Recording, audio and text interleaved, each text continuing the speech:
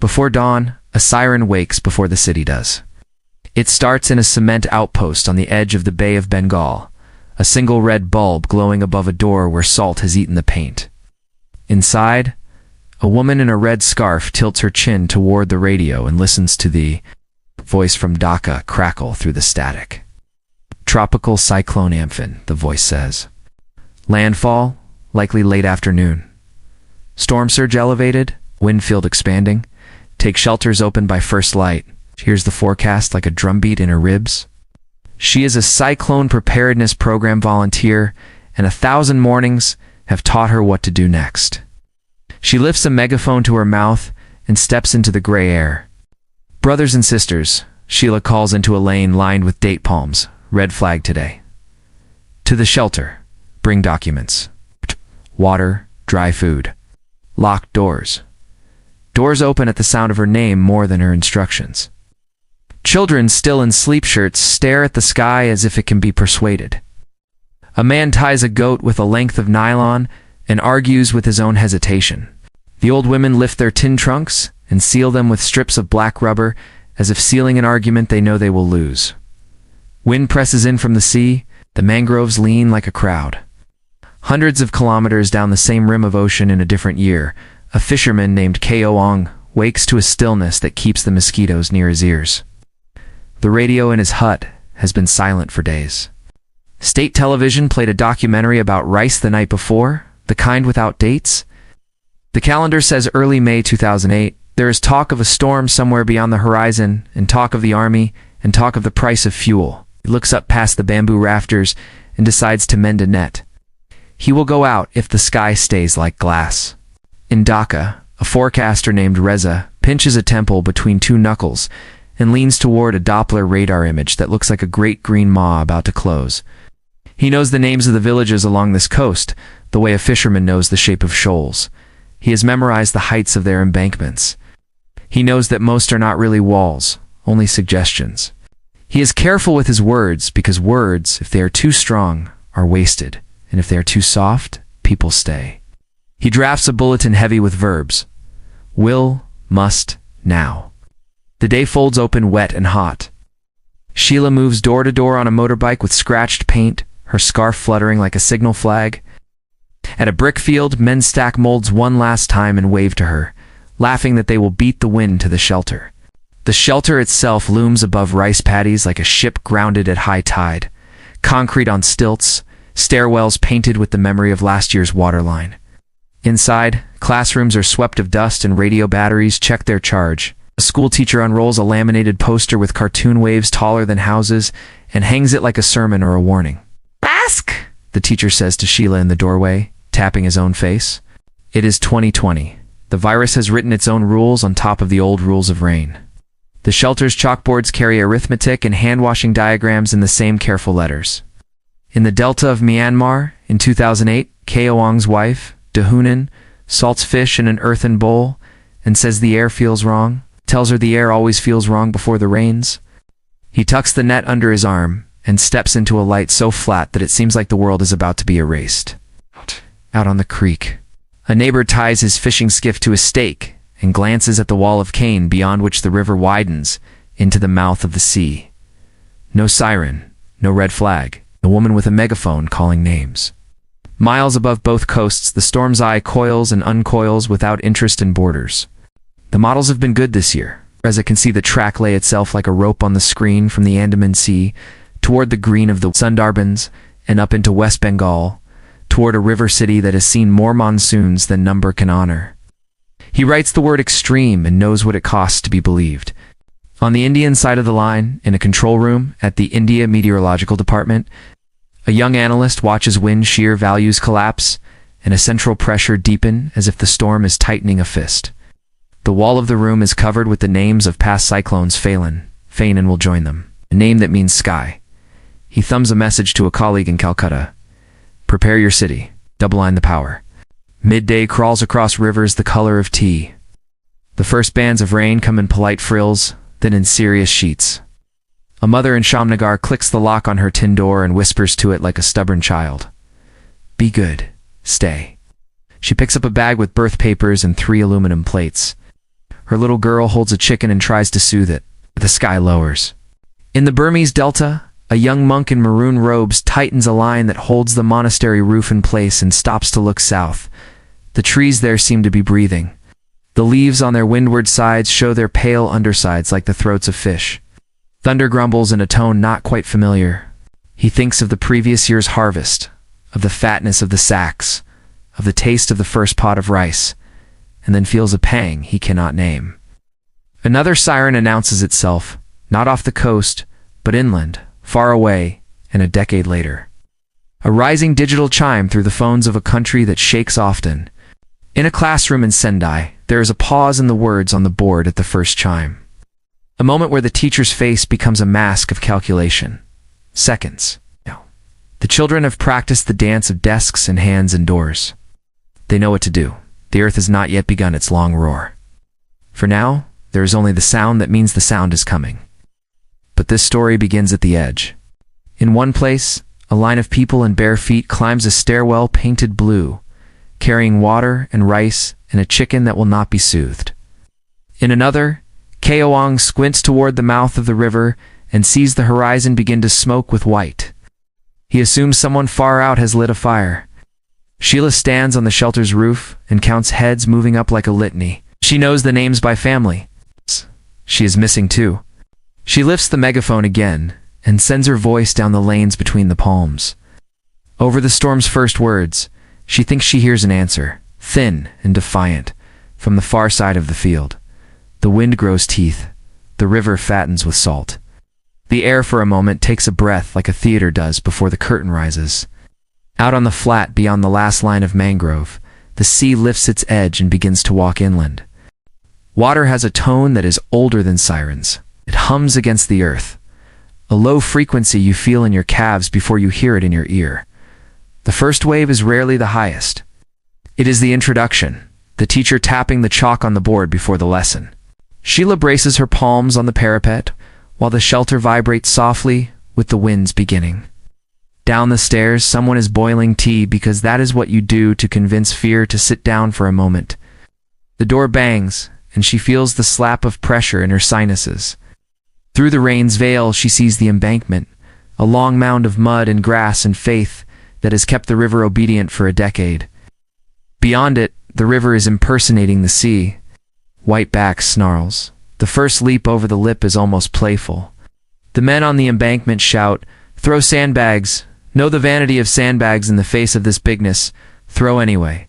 In the delta west of Yangon 12 years earlier, there is no embankment.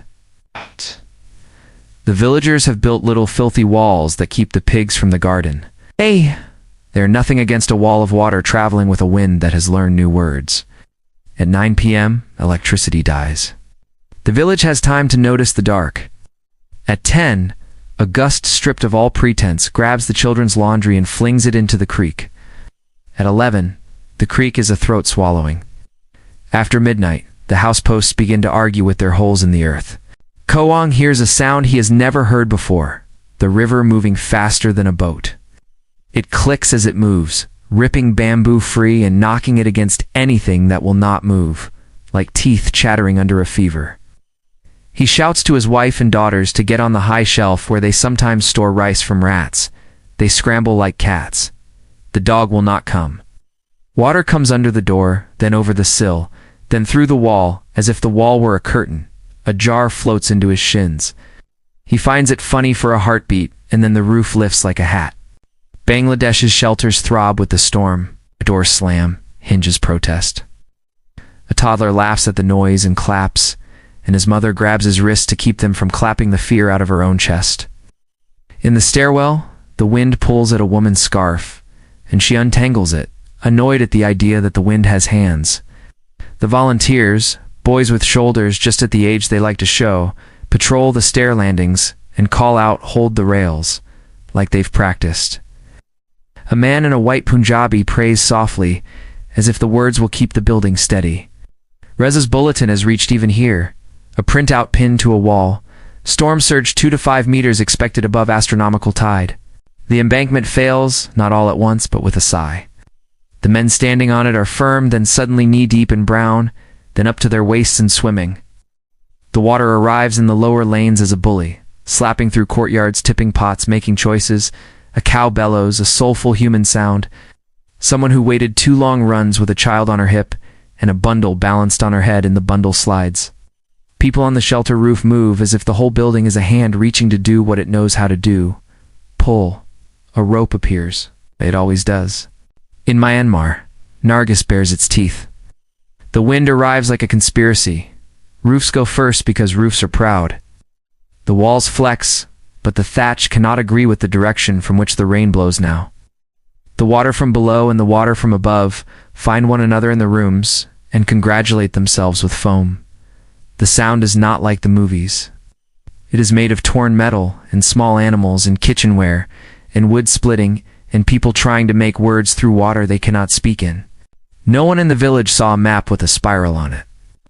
No one was told a number for the wind. The only warning that mattered came as the smell of the sea arriving where it should not. The wave that follows the first is not a crest but a plateau. It simply keeps coming. Men lift the old above their heads, and those old ones beat at their backs to be put down because they refuse to be carried like sacks.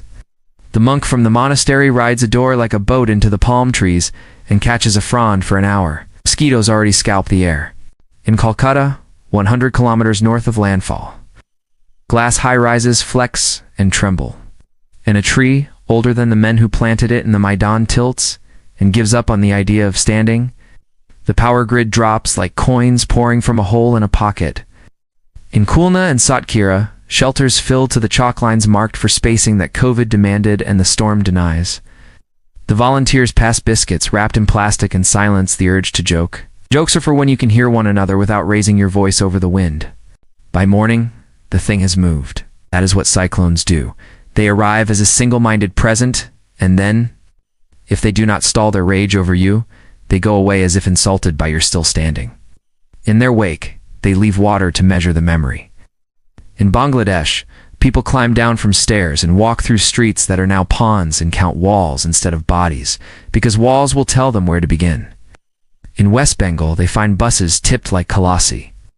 In the Sundarbans, tigers slip deeper into the green, not because they are myths, but because they know the difference between anger and aftermath. In the Irrawaddy Delta after Nargis, the counting is an act that breaks you. Bodies hang on fences like laundry. Boats sit in fields like stray animals. Salt water lies over the rice and kills the notion of a harvest not only this year, but the next.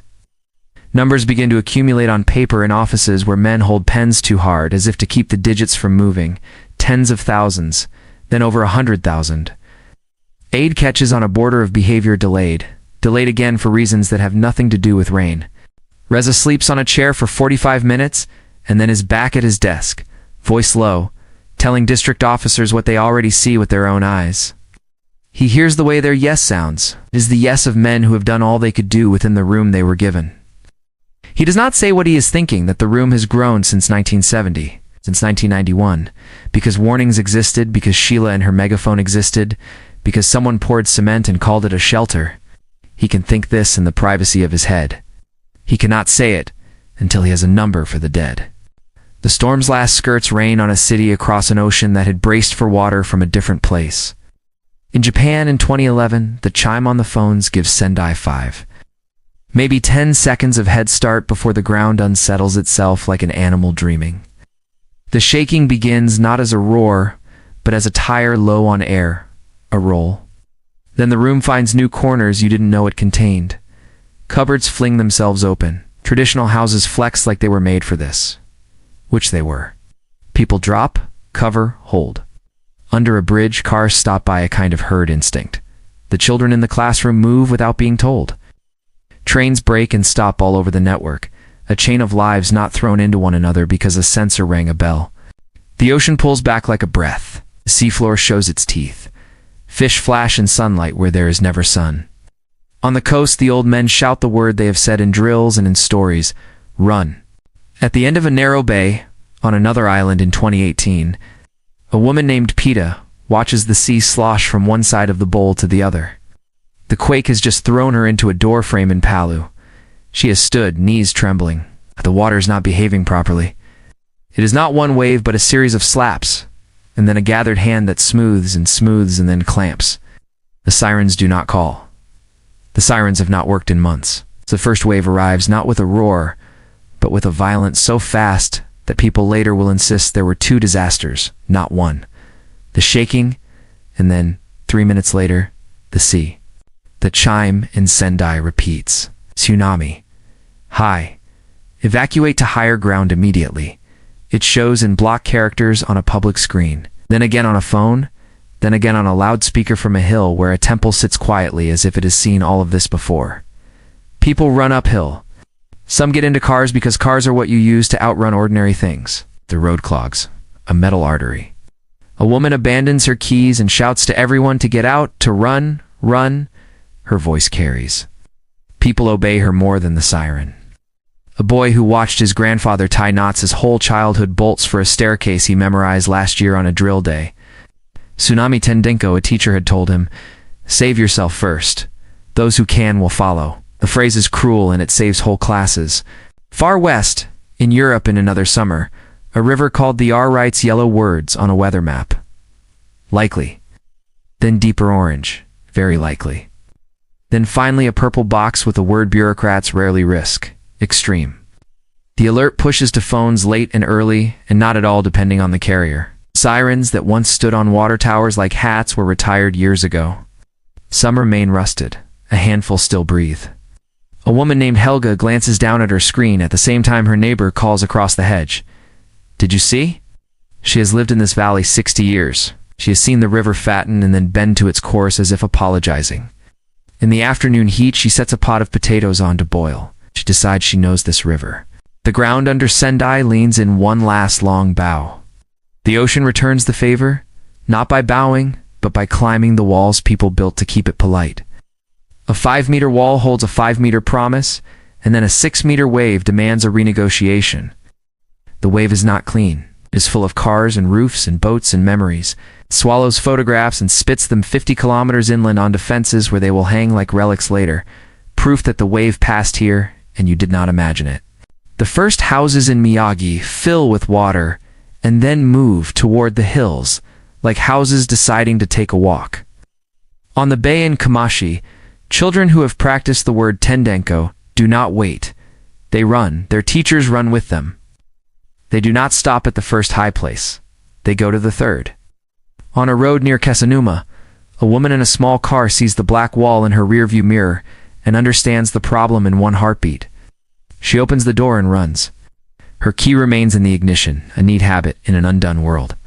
Pita and Palu sees the water gather its muscles at the mouth of the bay and sprint. She grabs her father's wrist. They run. The wave outruns them by being a wave.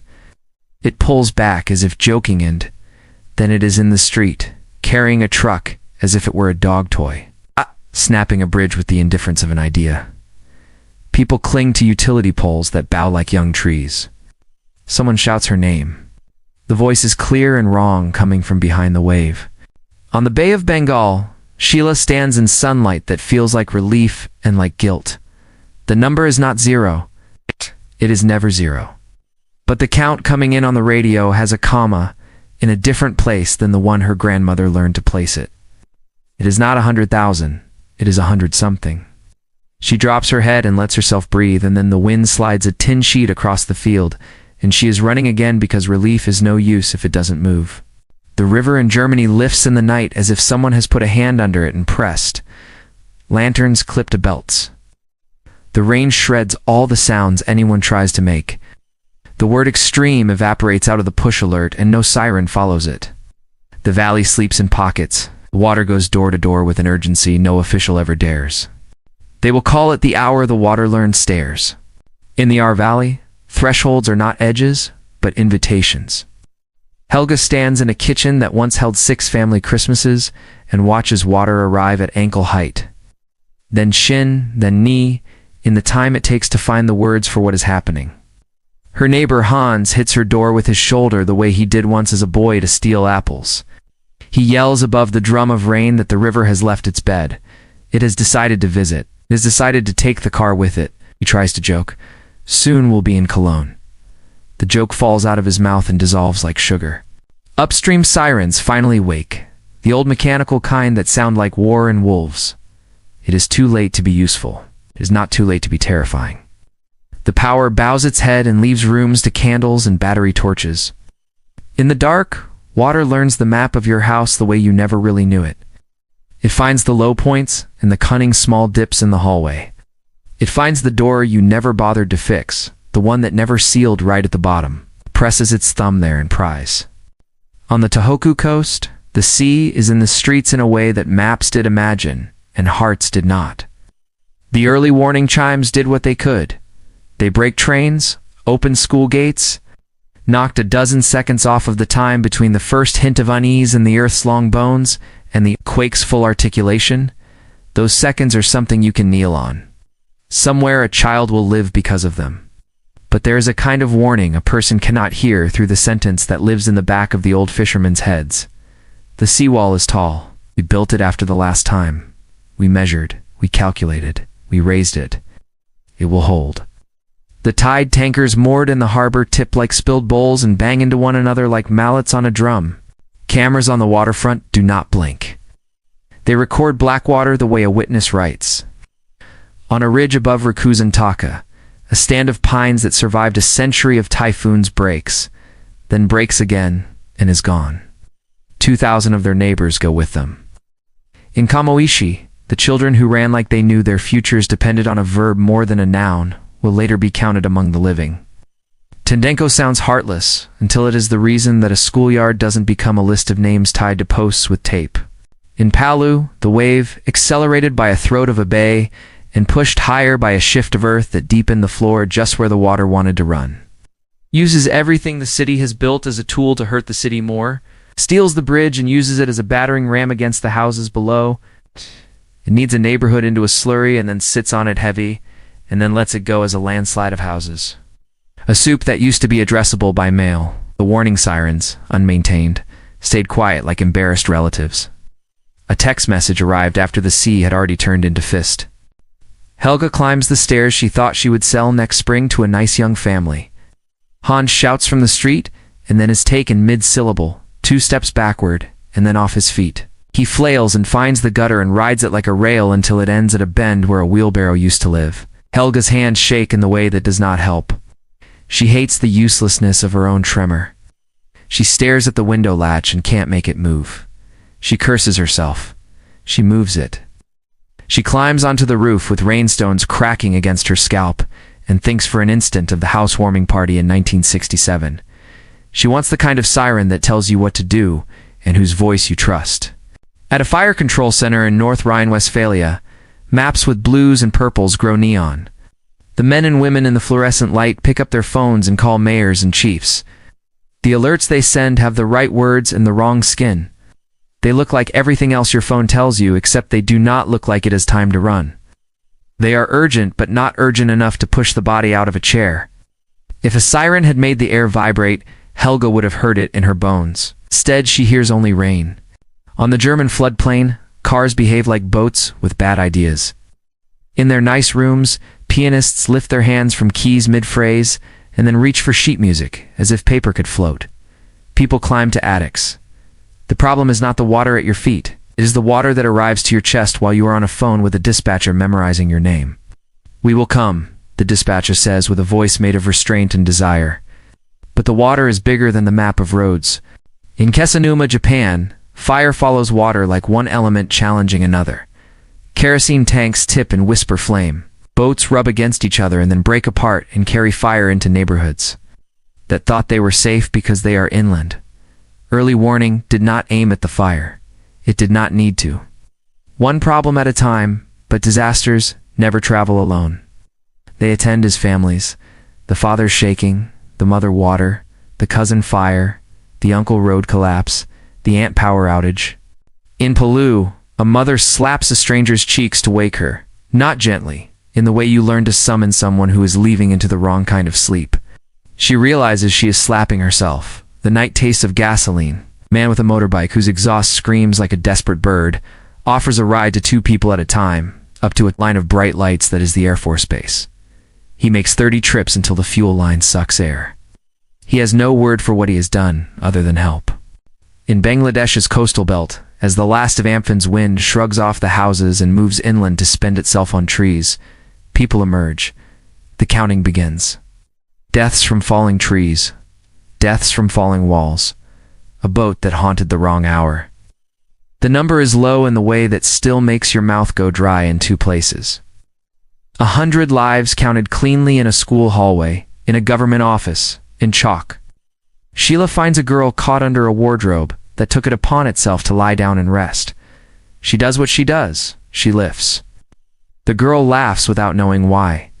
Sheila laughs with her because a body sometimes must open a seam to let fear out.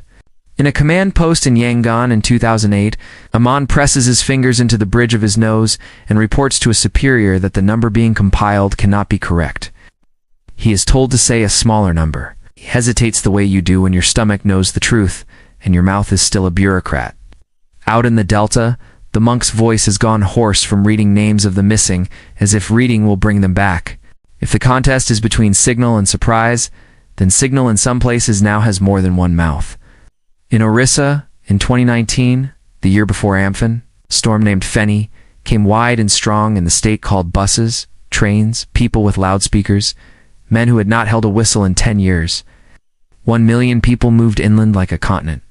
42 died. 42 is too many to be a boast, and too few to be a coincidence. The word evacuation must be followed by a place to be evacuated to.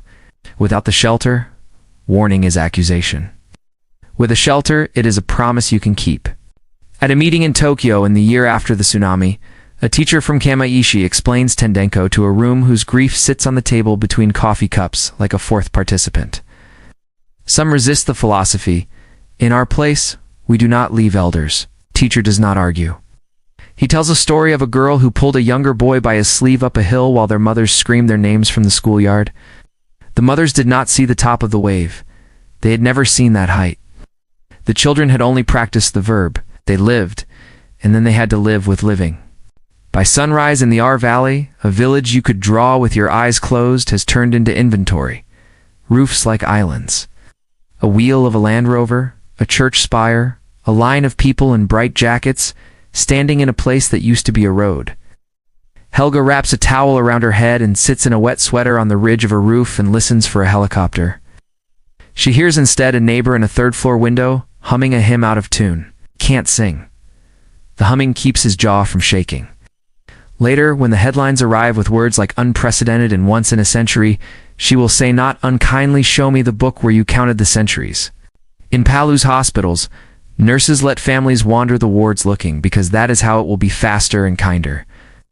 The morgue fills, the list grows. Phone batteries die, and with them a kind of hope that refreshes with a beep. Peta sits on a curb with salt dried on her thighs and watches a group of men lift a sedan onto its side. Under it, a boy crawls. The men cheer. It is not the sort of cheer you hear in stadiums. It is private and savage and soft. On a floodplain in Germany, a fire brigadier, white-haired, swears into a radio in a voice the operator has never heard from him. He cannot reconcile the map in his head of the old river's manners with the river that has eaten 3 bridges in one night. He does not know what to call what cell towers do when they stop crafting bars of signal. He decides to call it silence. He decides he hates the word. In a forecaster's room in Dhaka, Reza drops his pen and rubs his eyes and thinks of the map again. Spirals, arrows, lines thick for wind and thin for surge. He has seen this map so often that it has lost the power to scare him. But he is not immune to this. A report from a district where the shelters were not enough. Where the embankment failed first because the last repair happened 2 years ago with not enough cement for the base. He writes it down. He will say it aloud when the room contains ministers, if his voice doesn't fail him. Sirens are melodies. The trouble with melodies is you can learn to ignore them. Surprise is percussion. It demands the body. The storm systems on one map move aside. The river systems in another slow their breath. Phones charge. People begin sentences that contain numbers and then argue over the verbs. Question forms and sits on desks like a glass of water no one touches. Do we know now how to turn a warning into a life that goes on cooking potatoes and spoiling goats and fixing roof leaks? Or does the water still carry the better tune? Signal leans forward. Surprise reaches back. In a glass building in Bonn, after the flood, civil protection officers assemble in a room that looks like every room where decisions are made. Long table, too much light, coffee that tastes not quite like coffee. They wheel in a screen where the report will expand like an indictment. It is not a courtroom, but there is a sense of evidence. How many sirens were functional? How many were retired? Why was cell broadcast not ready? They know the answers as questions because the work of accountability often starts like this: pretending to ask while knowing you already have a number you will be ashamed of. A woman at the end of the table clears her throat. She is not here for the theater. The warnings existed, she says, voice crisp. Our job is not the weather. Our job is the last mile. In Paradise, California, in November of 2018, a power line threw a spark into canyon grass cured to tinder by a long thirst. The fire behaved like a person in a hurry. The town had a plan with zones and stages and a system that worked if time cooperated. Time did not, that morning. The first calls hit 911 with the breathlessness of ash. Dispatchers tried to carve clarity out of smoke. Some alerts went out. Many did not. Some sirens stayed quiet because they did not exist. Evacuation orders issued by zones jammed into a primal calculus: flame versus rubber. Traffic curled on Skyway Road and refused to move. A woman named Leah turned her car around twice before she believed herself and left a third time. Her husband banged on a neighbor's door with the panic of a man trying to be persuasive in 3 words. Go, now, fire. He got one of them right. Now is the word that works. They drove through smoke so thick it defeated the car's insistent little brain. Cell towers cooked and fell. If you were not on the list for the opt-in alert system, your phone stayed polite and quiet. Politeness kills in the wrong weather. On the coast of Orissa, the year before, buses marked with chalk on their windscreens Village 3. Village 5 took people inland with a noisy efficiency. A storm shelter stood open and pests skittered away as feet took the floor it had been waiting to receive.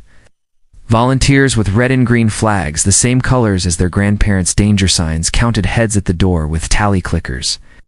A woman laughed at the clicker the way you laugh at a toy that replaces a ritual. She liked being counted with a sound. It made her feel less like a ghost. Back in Japan, in the years after the Great Water, a culture of drills that was already a calendar becomes a faith.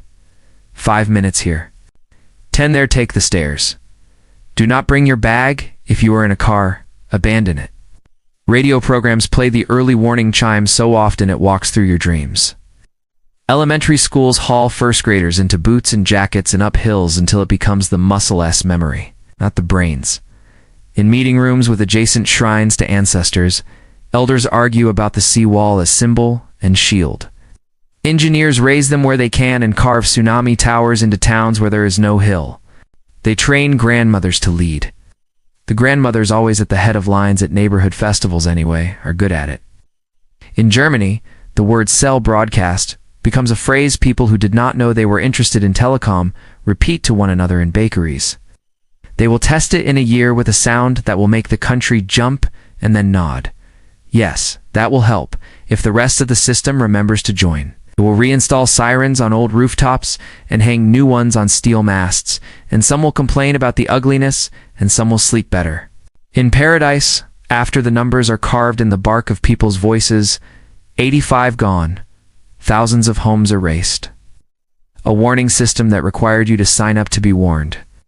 Men stand at microphones with their chins set at careful angles, and talk about modeling, and then about wind, and then about shutoffs, and then about responsibility, which is the word that whipsaws between individuals in the state like a length of hose nobody can hold straight.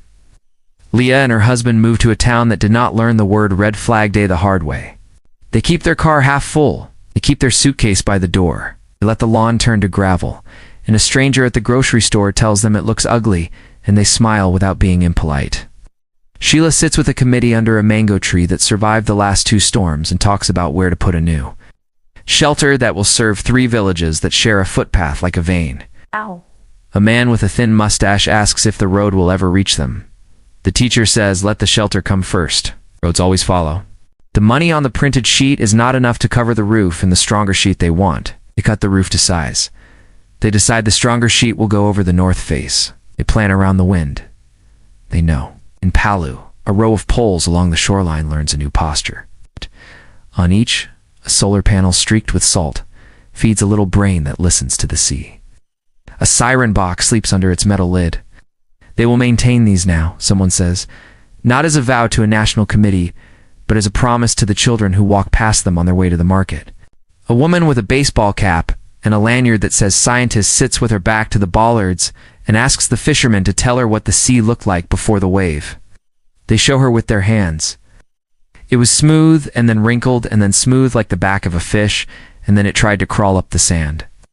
She writes it down because no instrument is as good at describing change as a person who stares at one horizon all their life. In the R Valley, town councils amend their flood maps with an embarrassed ferocity. The lines that once traced the polite limits of HQ 100 become thick black belts that carve neighborhoods out of confidence. People argue about relocation and the price of memory. A man who owns a bakery says he will not move his oven because his father carried it up the stairs the day he bought it with the savings from 3 wars. He will float it on barrels if he must. Engineers sketch a door that blows out instead of in. The baker says, "Fine, show me the hinges." Warnings do not fix. They make possible. They work in the space between knowledge and action. And if that space is clogged with mistrust or habit or poverty, or the reasonable belief that this street has held for 50 years and will hold again, the warning drains away like water into bad soil. Early warning wins, not when the forecast is precise, but when someone like Helga trusts the voice that says, now, and that voice is connected to a staircase that leads to a neighbor's roof that does not leak, and a blanket that is not already in use. 3 years after Amphin, in a low room with a fan that clicks and clicks, Reza meets young forecasters whose eyes are lit with the vulgar joy of a good model run. He lets them talk about machine learning and ensembles and lightning cast. He asks them to spend one morning with Sheila and her megaphone. He wants them to see how a sentence leaves a screen and walks into a lane and becomes a basket, a child, a goat, a door lock, a floor swept, a step climbed. He wants them to learn the words people use for surge when they have never said surge and never will. On a coast south of Tokyo, a fisherman who lived through 2011 takes his grandson to the tower that looks out over the harbor. The boy asks if they will be safe now. The man does not lie. He says, safer. He tells the boy that the sea is not an enemy. It is a neighbor you cannot evict. He taps the boy's shoulder twice with 2 fingers, an old man's way of saying, stay ready. At a village meeting in the Burmese Delta, where the memory of Nargis is not a scar, but a tide that never recedes, a woman stands and asks why there is still no siren. The men at the front of the room look at the table as if the table will help them. The woman does not sit. She lists the names of 3 children and a teacher. She says, we have boats. We do not have time. Send us time. For once a man raises his eyes and says he will try. For once a truck does arrive 2 months later with a box and a man who knows how to wire it. The first time it howls for a drill. The dogs go mad and so do the children. Second time it howls, the children laugh because they know where to run. In paradise, a generator coughs awake in a garage at the first smell of wind. In the R Valley, a radio with a hand crank sits on a windowsill near where Helga keeps the salt. In Paolu, a teenage girl keeps a pair of sneakers by the door, even though her mother says you should wash your feet before sleeping. Her mother nods, then says, put them on the mat so they don't bring dirt to the bed. They compromise. By the door, laces tucked in. The screen in Bond glows with a conclusion that is not a conclusion. Warning effectiveness, the slide says, is the product of hazard detection, communication, trust, and feasible action. Someone snorts softly. It is ugly as a sentence, and also true in the way ugly things often are. Night comes again, as it always does, on a coastline that was quiet the last time anyone checked. The wind smells normal. The river keeps to its polite shape between stones. It is the hour where complacency can brew, or diligence can tend its garden. In the distance, an old siren gets a test. It moans once into the dark, then falls silent, and the silence feels for a second like a held breath that does not yet know whether to laugh or call. At 3:27 a.m. in a place where nobody is paying attention to the sky, a sensor clicks. It is not a dramatic sound. It is the sound of a contact closing. A tiny bridge made between metal that tells a larger machine. The river is higher than the line we agreed upon. On a desk in a city, a green dot becomes amber. Someone's phone vibrates. It is not a siren as the movies taught us. It is the buzz of everyday intrusions. A forecaster wipes sleep from one eye and leans in. He has spent years watching the balance tilt. For every Nargis, an Amphin.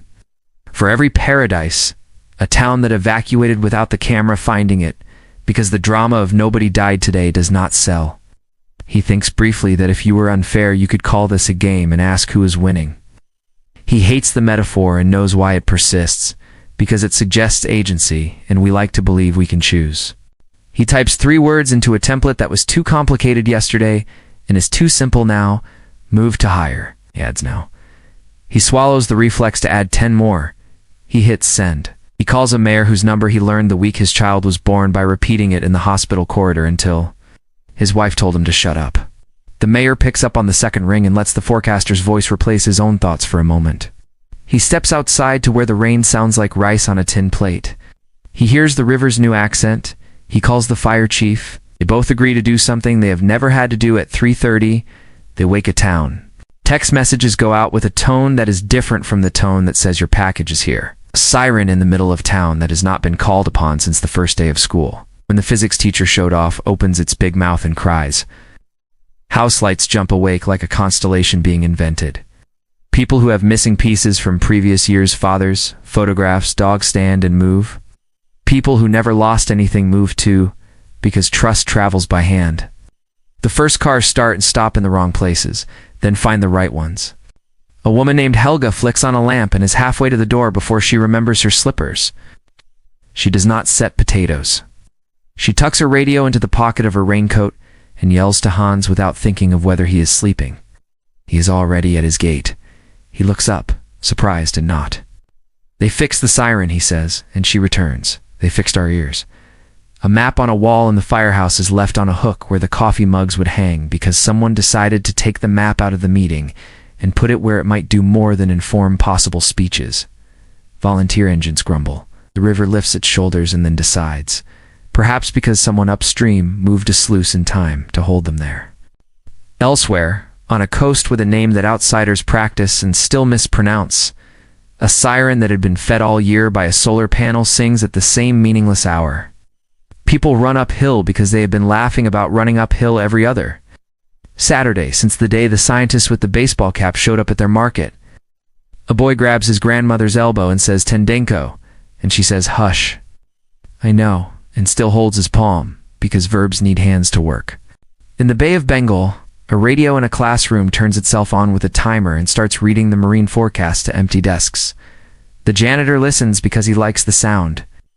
Sheila stands at a window in a new shelter with a stronger roof over the north face and writes a list of which families have moved back and which have not. She counts loud enough for it to be a ritual. She stops at a name and rests the pen. Not everyone comes back from water. She uses her hand to press that truth down onto the desk. She uses the other to wave at a boy on the footpath who responds to her wave with the serious salute of a child performing adulthood. The answer to the headline question lives in the arithmetic of mornings like this. Cyclone Nargis killed over 130,000 on a flat land where warning what little there was moved. At the speed of rumor and where shelter had doors only for the chosen. In March 2011, a country with seconds of notice and a culture of practice faced a wall of water that was taller than many of its walls. Nearly 20,000 did not make it to the third hill. In September 2018, Palu's wave outran a warning built for far storms, not coastal landslides in a narrow bay. Over 4,000 names ended up on pages that crumple when held. In November 2018, Paradise, with its opt-in alerts and plans and folders, learned what embers can do to a text message. 85 empty chairs lived on through springs. In May 2020, with buses and megaphones and cement on stilts, Bangladesh and India counted their dead differently, low in a way history would have called miraculous if it had not been made from human choices. That is not victory. It is evidence. When early warning wins, it is never the forecast alone. It is the plural of systems. Sensors awake at the right hour. A message that speaks a language the hands understand. Leaders who do not fear to be wrong 20 times if it means being right once. Drills that turn verbs into instincts. Sirens that cry and frequencies that bend memory. Maps in kitchens. Doors that blow out the way the water wants, instead of resisting until they become knives. It is the not small thing of having a place to go that is not your own roof. When surprise wins, it exploits the seam between message and meaning. A push alert that says extreme without saying leave now. A siren that rusted. A young planner told to be patient. Grandmother told not to worry. A culture that respected walls more than staircases. Network that was off because the wind found one tree that should have been trimmed last spring and was not. Surprise rarely comes from where we didn't look. It arrives from where we had decided not to invest. The stories will keep coming. Rivers will speak and pretend they have always spoken like this. The air will organize itself into spirals whose names we will forget until their weeks come back. Fire will learn to walk.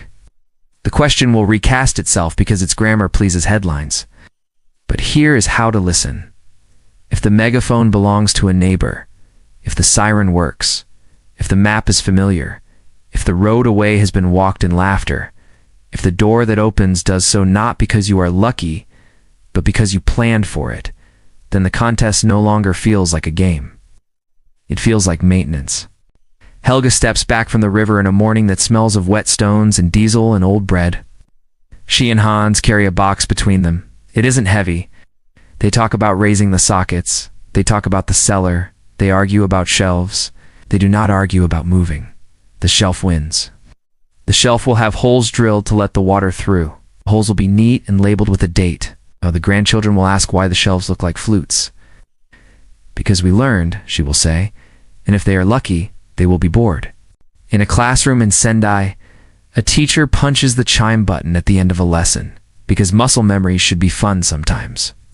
The children groan the way they groaned before PE, and tie their shoes while laughing at a joke the small one tells in a voice that still squeaks. Halfway up the hill, they stop and look back at the playground. It waits for them, as it should, because warnings are not a refusal of joys. They are a door held open so you can bring those joys along. In the delta where the river forgets, every year that it is not the sea, a crew sets a new post on the embankment with a square of red paint that says where the last repair failed.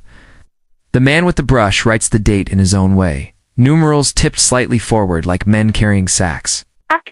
A girl watches and remembers because numbers written on mud matter. Later, she will pick up the megaphone from Sheila, with the intimacy of a daughter inheriting a frying pan. The weight will feel right in her wrist. She will press the button and teach Elaine the single syllable that turns knowledge into movement. Now, if stories like this move you, subscribe for more true events that change the world.